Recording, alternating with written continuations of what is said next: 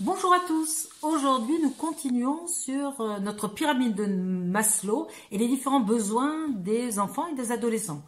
Je vous rappelle donc un socle que sont les besoins physiologiques, au-dessus les besoins de sécurité, puis les besoins d'appartenance, les besoins d'estime et les besoins d'accomplissement.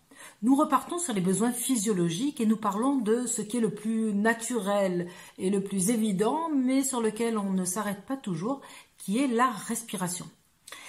Et nous allons parler de la cohérence cardiaque. La cohérence cardiaque a pour principe de contrôler les battements de son cœur et donc de contrôler son cerveau en contrôlant sa respiration.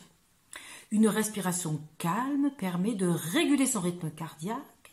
Pourquoi? Parce que quand on est inquiet, stressé, menacé, on se met à respirer plus vite avec une respiration thoracique, c'est-à-dire une respiration en haut de la poitrine. Et cette respiration thoracique, elle fait monter le stress, les battements du cœur, et puis ça s'emballe. Alors à l'inverse, quand on se met à respirer lentement et avec une respiration abdominale en bas du ventre, l'idée c'est de respirer en gonflant son ventre à l'inspiration, du coup les battements du cœur se calment et le stress, l'anxiété peu à peu diminue, voire même l'insomnie.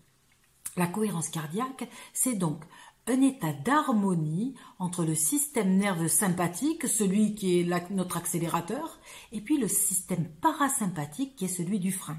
Et ça va être obtenu par une inspiration et une expiration régulière, lente et abdominale. Alors, on y réfléchit, on essaye ensemble.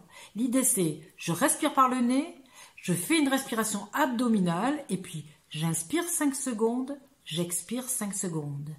Et par le nez. On essaye une fois.